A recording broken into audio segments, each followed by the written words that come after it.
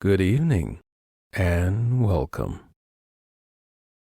Tonight, let's journey to a place of warmth, love, and the simple joy of creating something with our hands.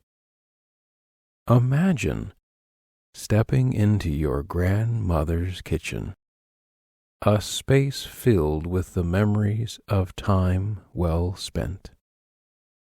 The scent of flour and butter lingers in the air, and every corner of the room seems to hold a story of shared laughter, quiet moments, and recipes passed down through generations. In this peaceful sleep story, we'll take our time, joining grandmother as she teaches you the art of baking bread.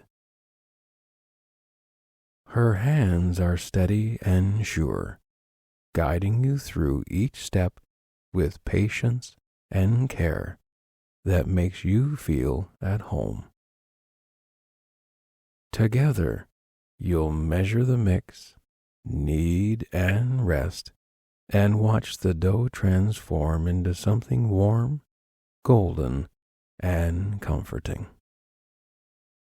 This isn't just about bread, however.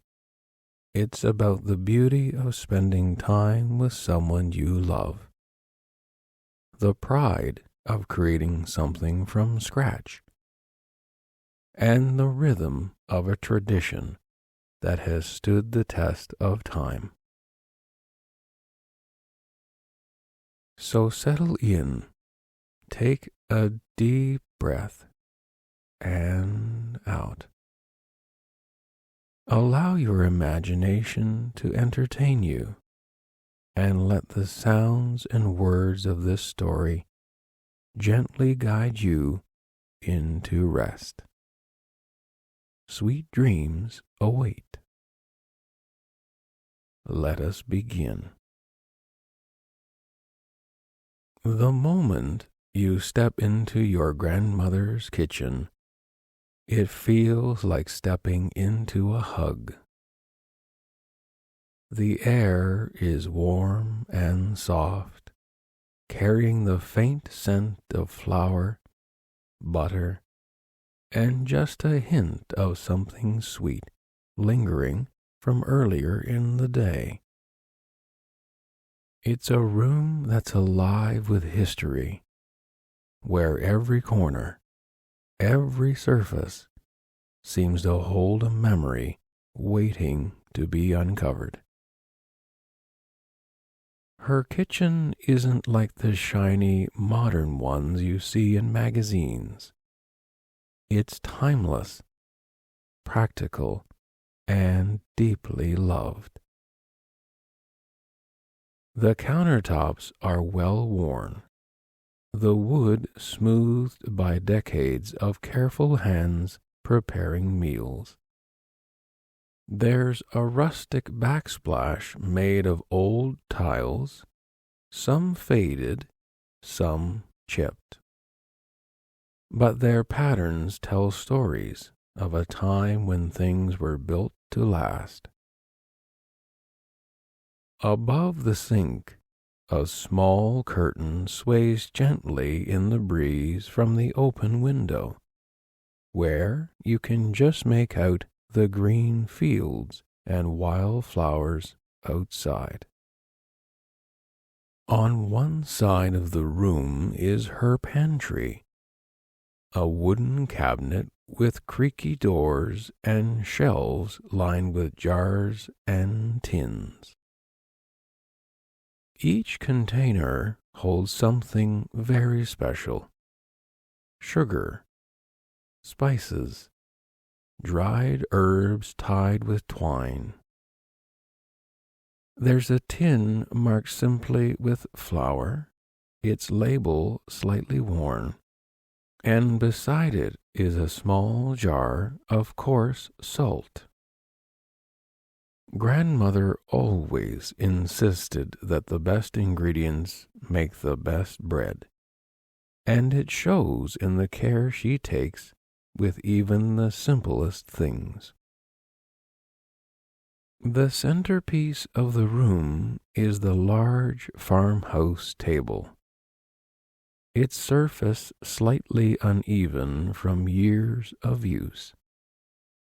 It's the heart of her kitchen, where dough is kneaded, stories are shared, and mugs of tea are passed across its surface. The chairs around the table have so much character. They're paint chipped, but they're sturdy and welcoming, like old friends who have always been there. To the left sits the gas stove, its well-worn knobs slightly faded from countless meals prepared with love. Grandmother knows it so well, she doesn't need timers or fancy tools. Just a glance at the flame is enough for her to know it's right. On the stove sits a kettle, its curved spout gleaming faintly, ready to make tea at a moment's notice. The stovetop is surrounded by pots and pans, and each one seasoned by time, their surfaces a patchwork of use and care. Every now and then you see a sparkle as the sun reflects off the large kitchen sink, a wide porcelain basin with visible markings of wear from years of rinsing vegetables, scrubbing pots, and washing flour-covered hands. There's a dish towel draped over the edge, soft and faded, embroidered with tiny flowers by her own hands years ago. Above the sink is a small windowsill, cluttered with tiny treasures. A small potted rosemary plant, a chipped teacup that holds loose items, and a photo of her as a young woman, smiling brightly in the sunshine. The light in the kitchen is golden, streaming through the window and falling across the room like a warm embrace. In the late afternoon, the sun catches the jars in the pantry, making them sparkle faintly, as if even the simplest ingredients hold a bit of magic. In the evenings, the soft glow from the small pendant light above the table casts a cozy warmth over the entire room. It makes it feel like a world all its own. It's not just the sights and smells of grandmother's kitchen that stays with you. It's the feeling of it, the way the space seems to hold you. Her energy is steeped into this place. It's where laughter echoes and quiet moments linger. It's where stories are shared and love is baked into everything, from a loaf of bread to the smallest biscuit. Grandmother's kitchen isn't just a room. It's a memory, a feeling, a place where time slows down and everything feels right. Bread making, grandmother begins with a smile, is not hard, but it's about patience. Every step has its own rhythm, she says, and you can't rush it. Her hands move instinctively as she gathers the tools and ingredients. Her movements steady and sure, like a choreographed dance she's performed countless times before. "Before we begin," Grandmother says, her eyes twinkling with a mix of pride and nostalgia, "let me introduce you to something very special." She reaches into the pantry and brings out a simple, well-worn jar. Inside is a bubbly, fragrant mixture that seems almost alive. "This," she continues, holding the jar gently, "is our family's sourdough starter. It's been with us for generations, passed down from my grandmother to my mother, and now to me. This starter," she explains, "is like a living heirloom. It's being nurtured and cared for, kept alive through countless loaves of bread, each one connecting us to our past." She smiles softly, reminiscing. "I remember my mother telling me how her mother carried a bit of this very starter when they moved to this homestead. It's seen wars, celebrations, hard times, and joyous ones. And through it all, it's been a constant, a reminder of where we come from." Caring for a sourdough starter is a bit like tending to a garden, Grandmother says, her hands cradling the jar. You feed it, keep it warm, and in return, it gives you something wonderful. She opens the jar, releasing a tangy, yeasty aroma that fills the kitchen. Smell that? That's the scent of years of baking, of love and care. Using a starter like this, she continues, adds a depth of flavor to the bread that you just can't get any other way.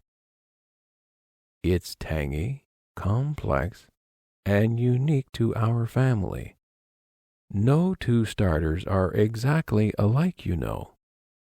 Each one carries the essence of the place and the people who care for it.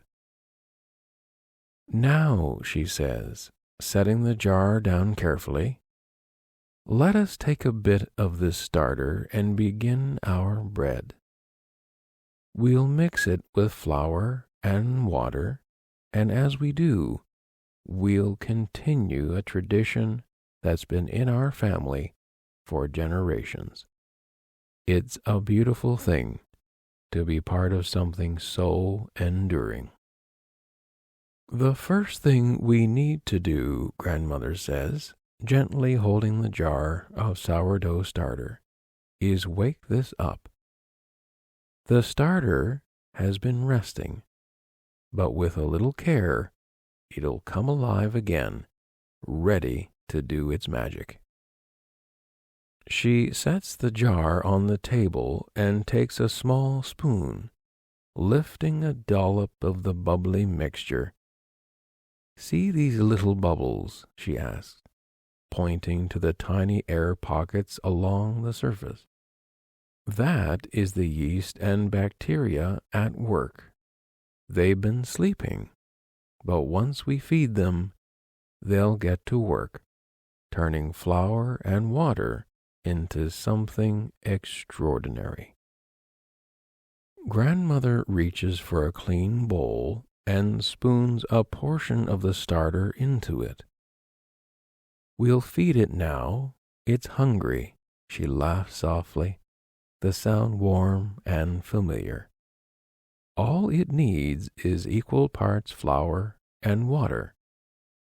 The yeast feeds on the starch in the flour, and the water gives it the right environment to grow. As she measures out the ingredients, she explains every step. "Let's begin here with the flour," she exclaims, opening the flour tin with a soft metallic sound. The flour is white and fine. As she scoops it into the bowl, she explains, "You don't have to pack it too tight. Just scoop it lightly and level it off with the back of a spoon." She hands you the measuring cup, encouraging you to try. The flour feels cool and soft in your hands, faintly dusty as it shifts and settles into the cup. "This is the base," she says, tapping the side of the bowl lightly. "Good bread needs good flour. That's why I always choose the best kind. It's the foundation of everything." "Flour shouldn't sit in a bag for months," she insists. "Fresh flour has life in it. You can feel it, smell it. That's what makes the bread sing. The best flour comes from grains that grew in good soil, tended by people who care. You can taste the love that goes into it. I remember when my mother taught me. She'd hold the flour in her hands and say, 'Feel that? That's where the magic starts. Sift some through your fingers,' she says. 'Feel its texture. Smell it to check for a fresh, nutty aroma.'" She pauses, letting you feel the weight of the words as much as the flour itself. "The water," she explains, "should be warm, but never hot. Too hot, and it can overwhelm the yeast. The starter has been with me for decades, and I've learned to listen to it. It will tell you what it needs if you pay attention." She stirs the flour and water into the starter with a wooden spoon, the mixture coming together into a smooth, thick batter. "This is called feeding the starter," she says, setting the bowl near the window. "Now we let it rest. In a few hours, it'll start to bubble and grow. That's when we'll know it's ready to use." Later, when the starter has grown tall and lively, Grandmother smiles. She lifts the bowl carefully. "Look at that," she says, tilting it toward you. "The surface is covered with tiny bubbles, and it smells tangy, alive. This is when you know it's ready. It's full of energy, just waiting to bring the dough to life." She measures out a portion of the starter and places it into a large mixing bowl. "This will be our leaven," she explains. "It's what gives the bread its rise and its flavor. Every loaf starts here."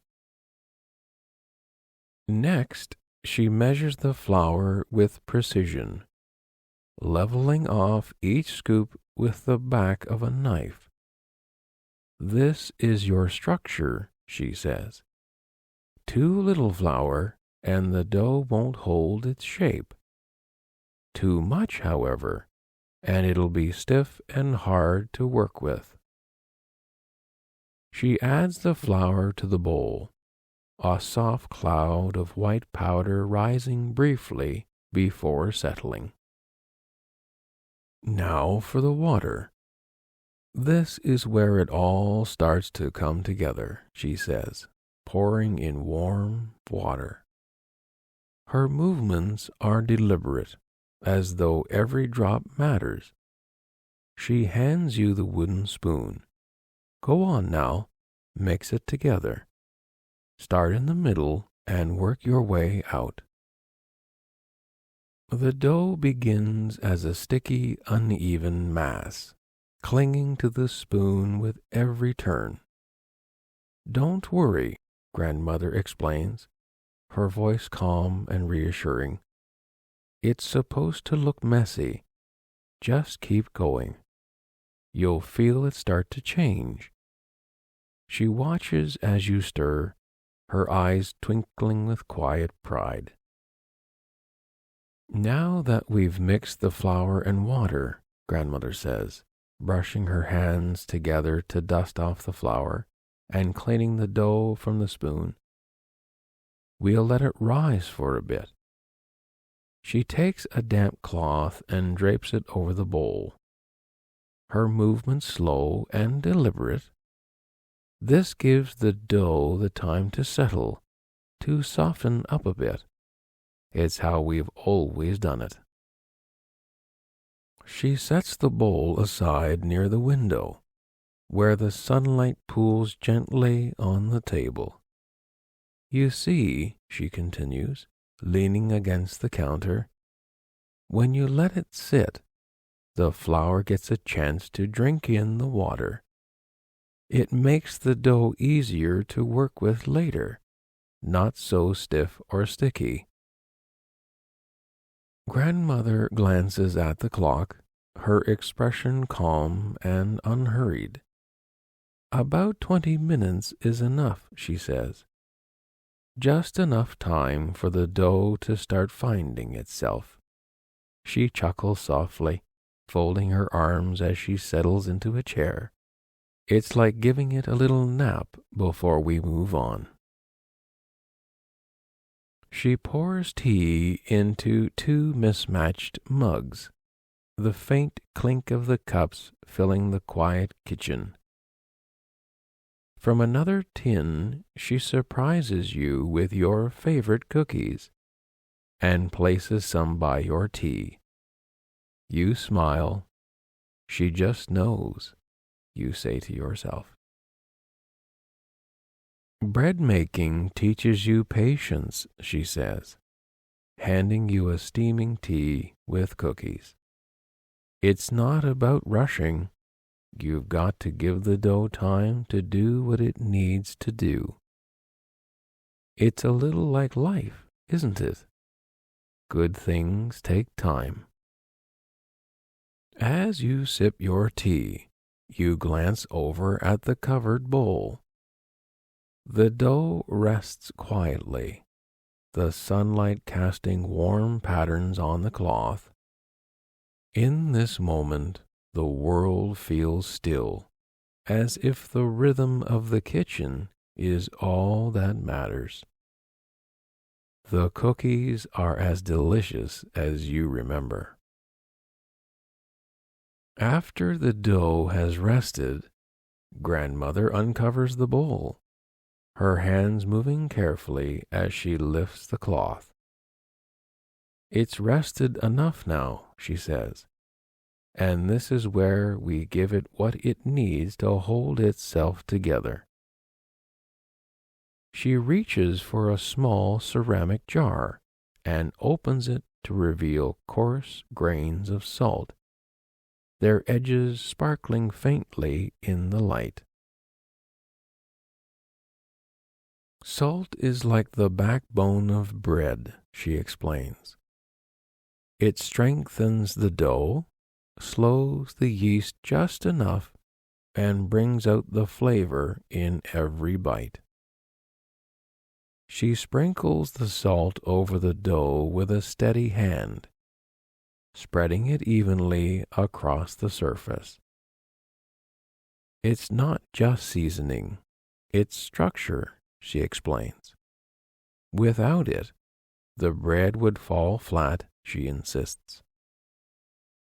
You press your hands into the dough, feeling its texture as Grandmother shows you how to fold the salt into every corner. You'll feel the difference right away, she says, guiding your hands. The dough starts to feel alive, strong, elastic, like it's waking up. The grains of salt dissolve as you work, leaving the dough smoother and firmer with each turn. There, she says, stepping back to let you try on your own. Take your time. This part is worth doing right. When you finish, it rests again. When the dough has rested, grandmother presses her hands into the soft mass. Now we knead, she says. Push with your palms, fold it over, then turn. Like a little dance, she shows you the motion, her hands moving in a steady, practiced rhythm. Do you feel how it's changing? She asks, passing the dough to you. It starts sticky, but the more you work, the smoother it gets. That's the gluten forming. It's what gives the bread its strength. You knead alongside her, the two of you working quietly, the soft thud of dough against the counter blending with the sound of the clock ticking on the wall. There now, she says after a while, pressing her fingers gently into the dough. The indent springs back immediately. That's how you know it's ready. When the dough has finished its first rise, grandmother uncovers the bowl, and you can see how it's transformed. It's soft, smooth, and airy, with tiny bubbles just beneath the surface. Look at that, she says, her voice filled with quiet pride. It's grown beautifully. The yeast has done its work. She presses her hands gently into the dough, deflating it with a soft sigh of air. We want to give it a little encouragement to settle before we shape it. Her hands move expertly, folding the dough onto itself, working it back into a compact shape. Before the dough is placed into the tins, grandmother turns it out onto the flour table one last time. Her hands move instinctively, shaping the dough into portions with care and precision. This is where we give it its final shape, she says, cupping her hands around the soft mass. She pulls and tucks the dough with practiced ease, smoothing its surface until it's taut and perfectly round. You want it to feel like it's holding its breath, she says with a smile. That way, it will rise just right in the oven. Once the dough is shaped, she picks up a loaf with both hands and gently drops it into the waiting tin.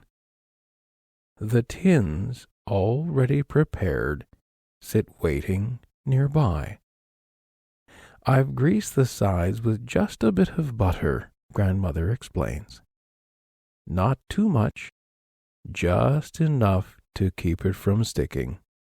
Some bakers prefer parchment paper, but I've always preferred butter. It gives the crust a little extra flavor. I like it very much. There's a soft thud as it settles into place, perfectly filling the tin. See how it fits just right, she asks, patting the dough lightly. It's ready for the final touch. You ask if the pan should be hot, and grandmother shakes her head with a knowing smile. No, not for this kind of bread, she says. With some recipes, like a rustic loaf baked in a Dutch oven, you'd heat the pot first to help the crust set quickly.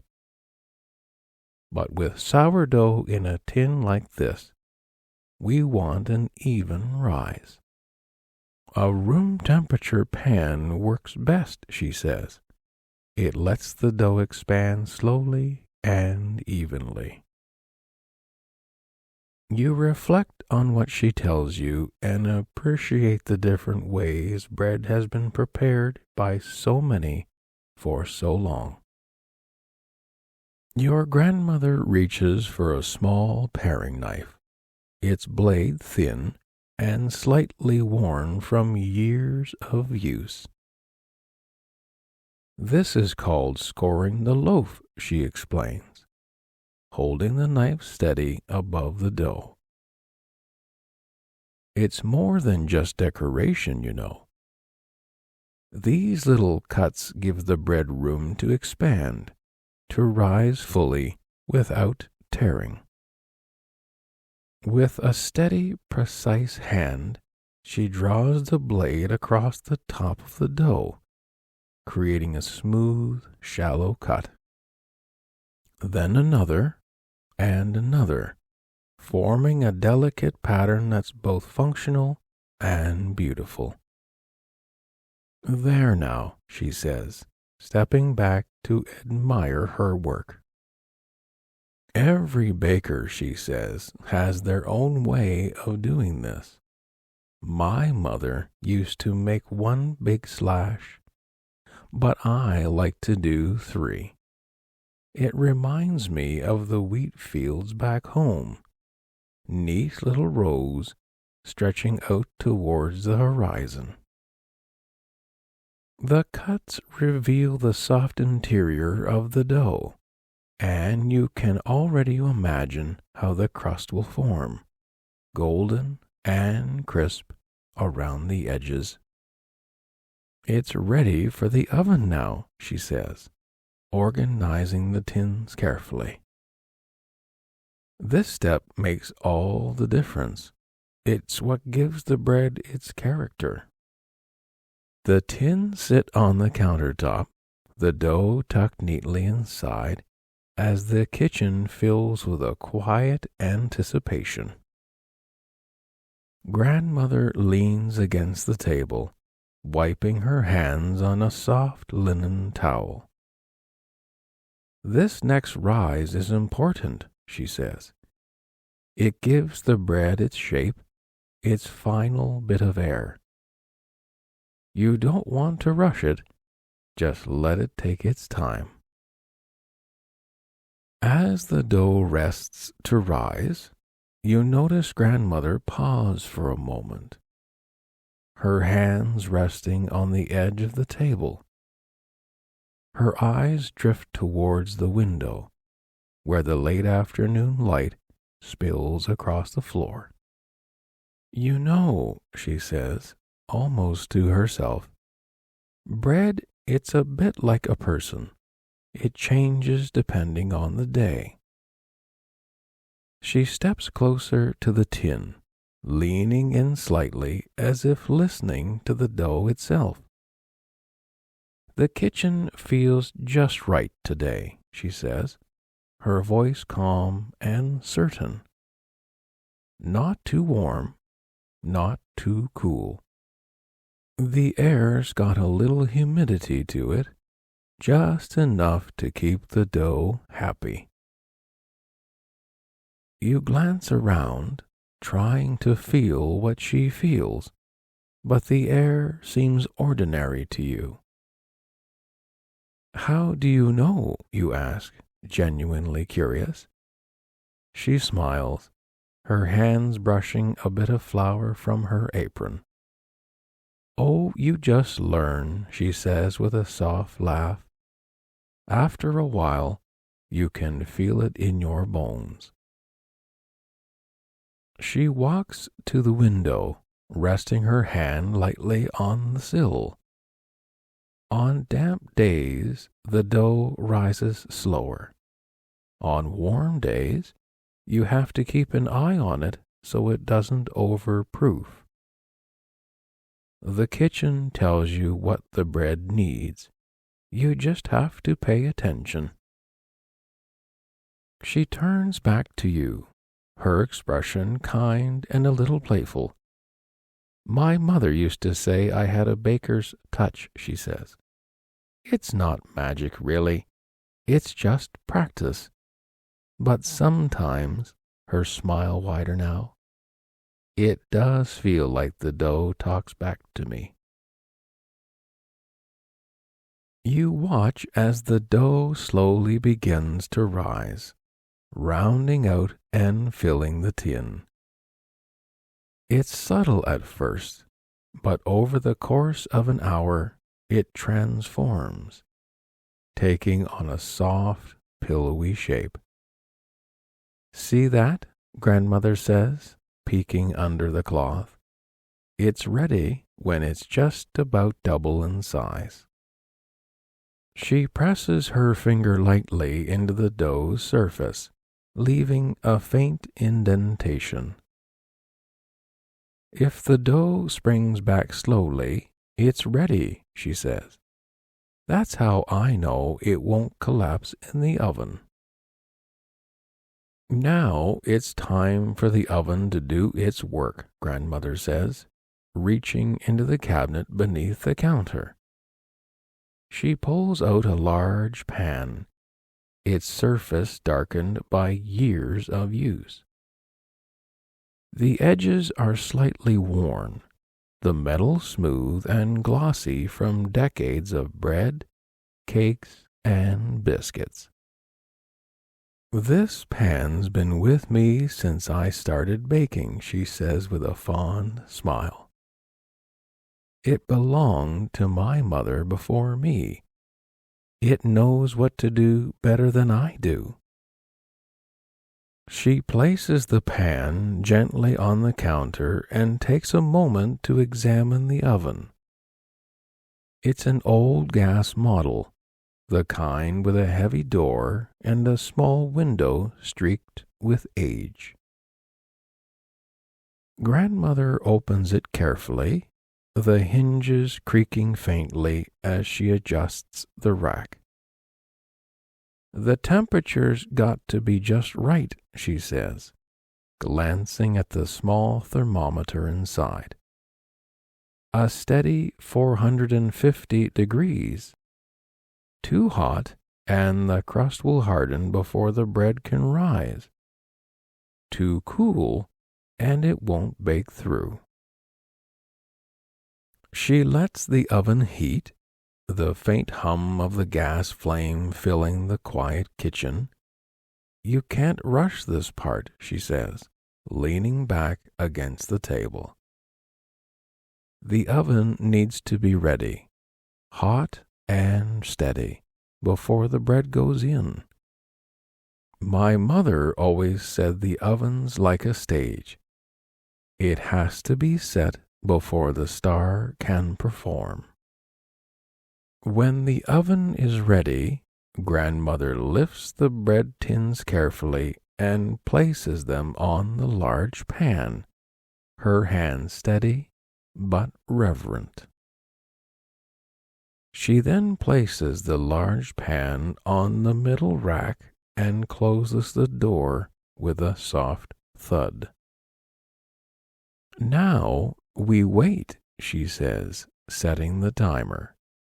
The bread will take care of itself.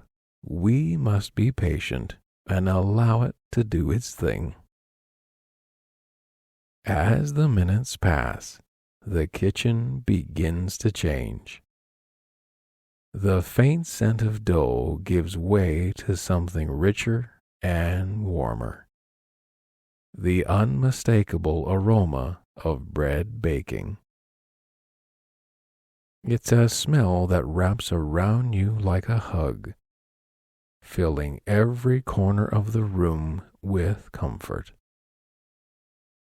You can almost tell how the bread is doing by the way it smells, Grandmother says, her voice soft and reflective. At first, it's just a whisper. Then it starts to bloom, filling the room with that golden, nutty scent. That's when you know it's getting close. She checks the oven light, her face illuminated by the warm glow. "Look at that," she says, pointing through the streaked glass. Inside, the dough has transformed. It's risen beautifully, the tops rounding out and taking on the first hints of color. "See how it's puffing up?" she asks, her voice tinged with pride. "That's the yeast finishing its work, giving the bread its final lift." You watch as the crust begins to change, deepening from pale gold to a rich, toasty brown. Tiny cracks form along the surface, revealing the soft, pillowy interior beneath. The crust should be firm, but not too hard, Grandmother says. It's all about balance, just enough time to let the flavors develop. Suddenly, the moment arrives. Grandmother opens the oven door, and a wave of heat and rich, golden aroma fills the room.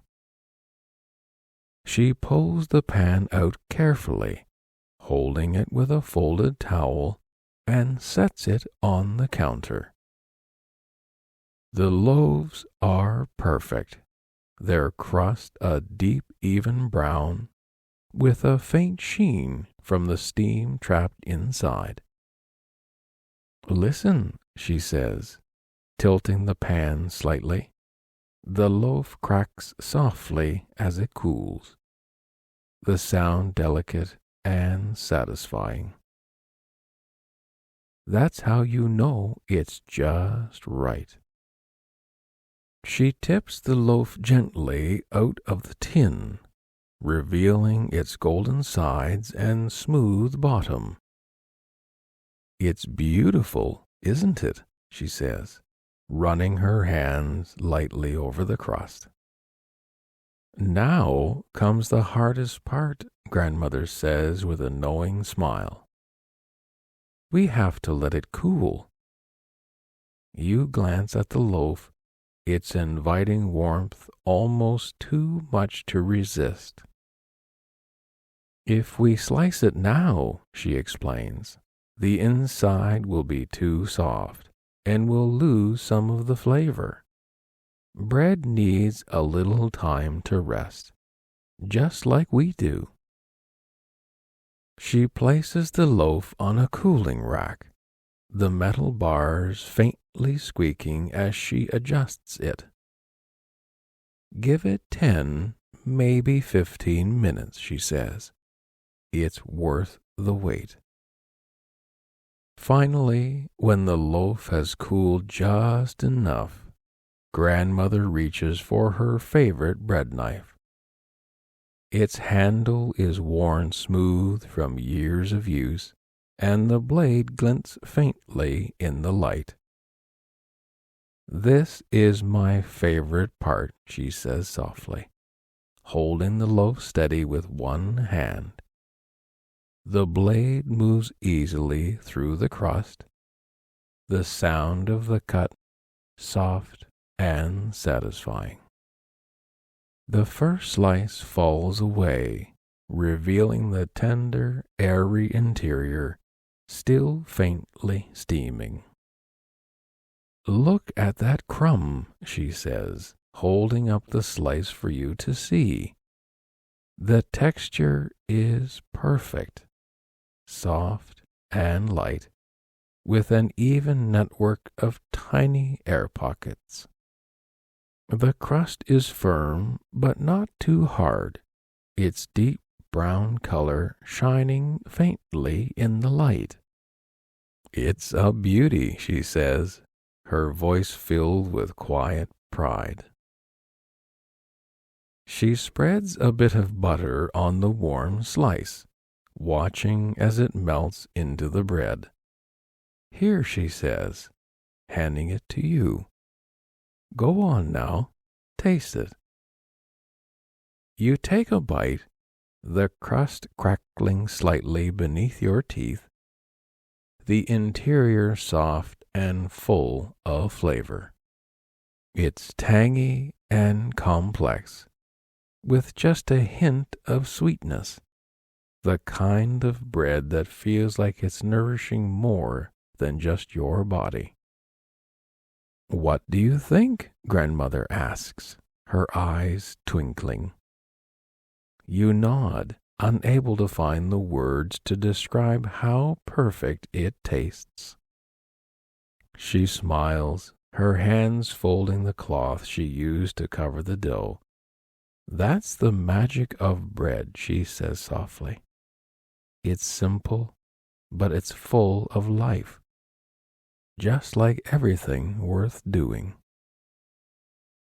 As you sit at the table, the last golden rays of sunlight filter through the kitchen window, casting soft patterns on the walls.